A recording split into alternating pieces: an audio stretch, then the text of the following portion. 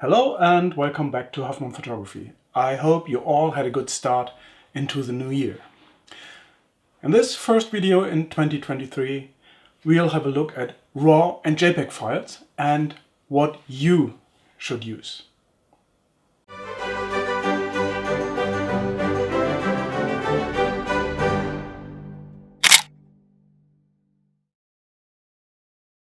First, let me say that I am using RAW files almost exclusively, so I may be a bit biased. But honestly, there are good reasons for RAW and equally good reasons for JPEG. It very much depends on your preferred workflow and your personal preferences. Before I answer the question of who should use RAW and who should use JPEGs, let's first have a look at a table that shows the major differences between the two.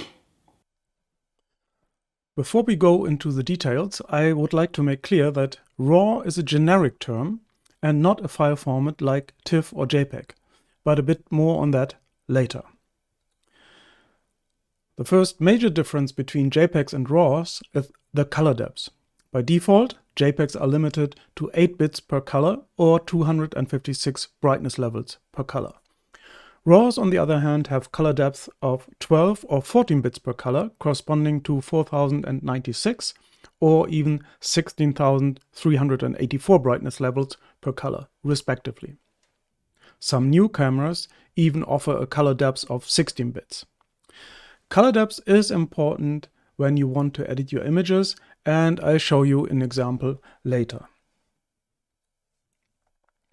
JPEG and RAW files are compressed to reduce the file size on the memory card, but the lossy compression algorithms of JPEG files reduce the quality of the image by a certain degree, resulting in so-called JPEG or compression artifacts.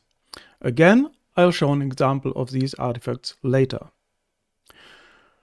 RAWs use a different compression method that reduces the file size but does not affect the image quality.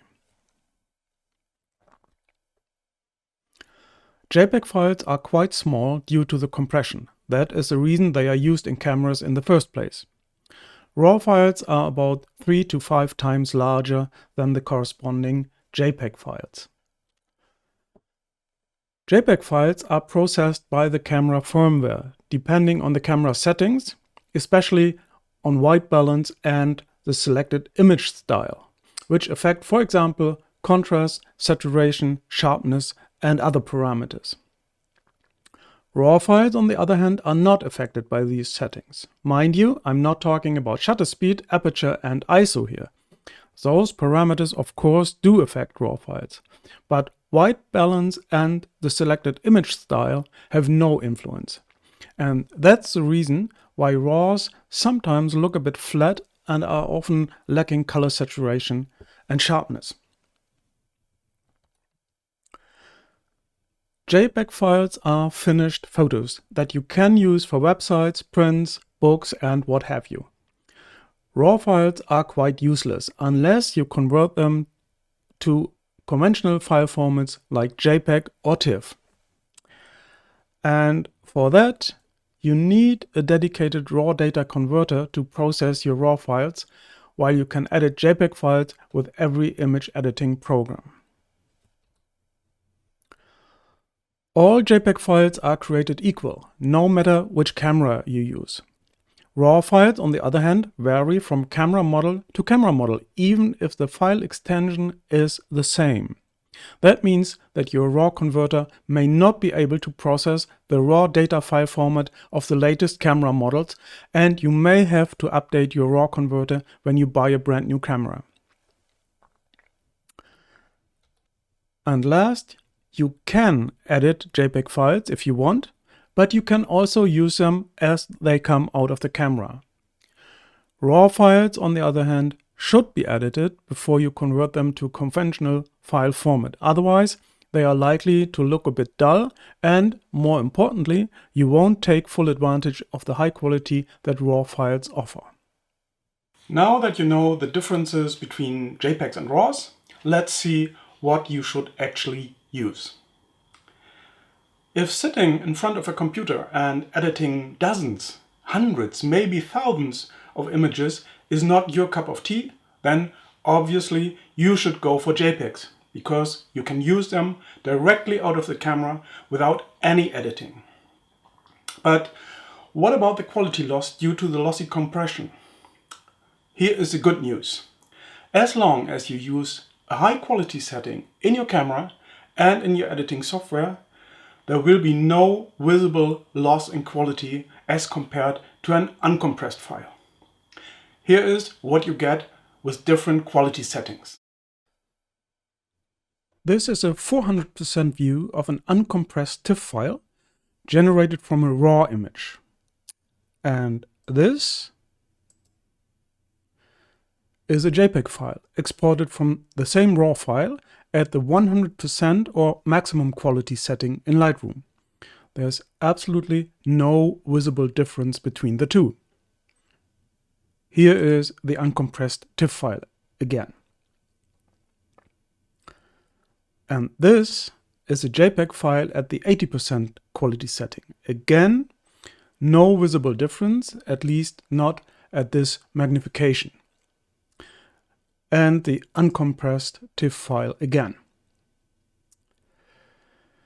And this is a JPEG at 50% quality. Now we are talking. There are visible JPEG artifacts in the sky, but the details of the branches and twigs are only slightly affected, and there are no visible artifacts in areas with lots of detail, like in the bark of the tree. Okay, here is the uncompressed file again. And this is a JPEG at 20% quality setting. This is no longer good at all. There is visible bending in the sky, and even the bark of the tree and the branches are affected.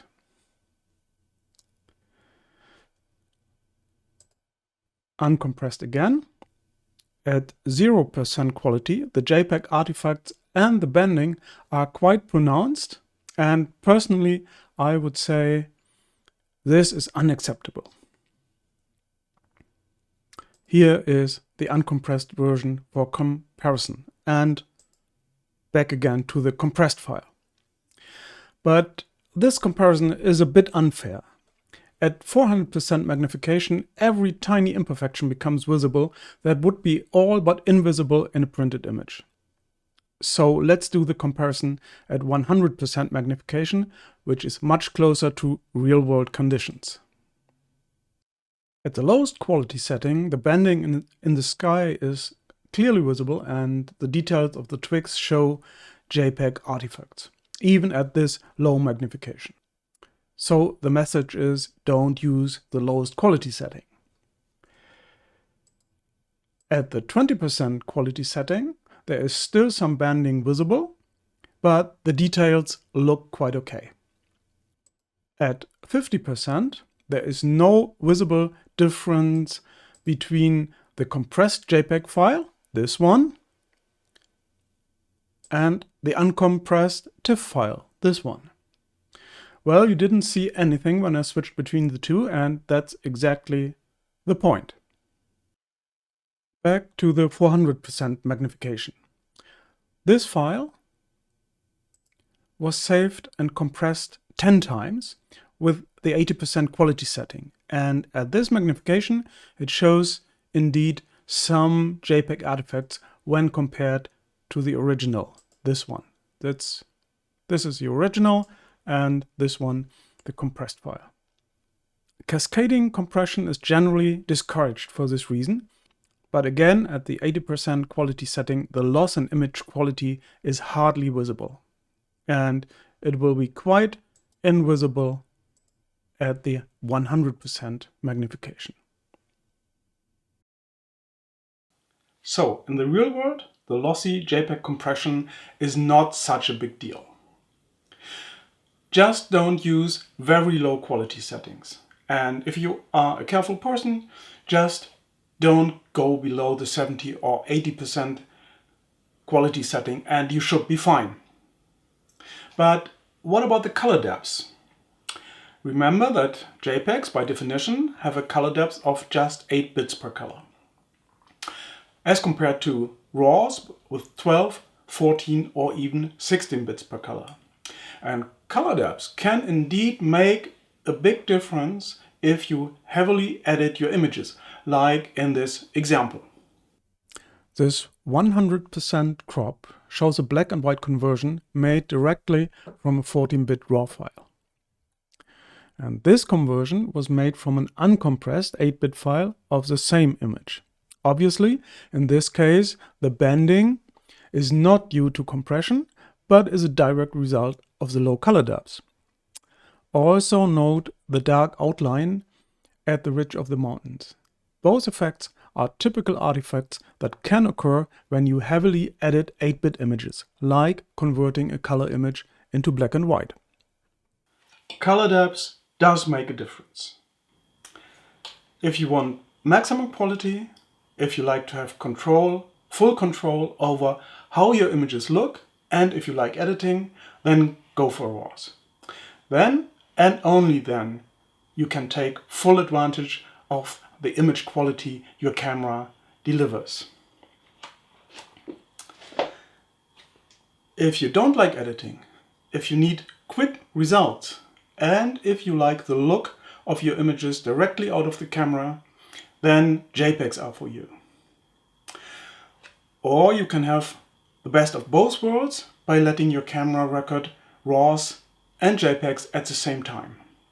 But then you have to manage and organize 2 files for every image. And that can be quite a pain in the you know what. Thanks for watching and stay tuned.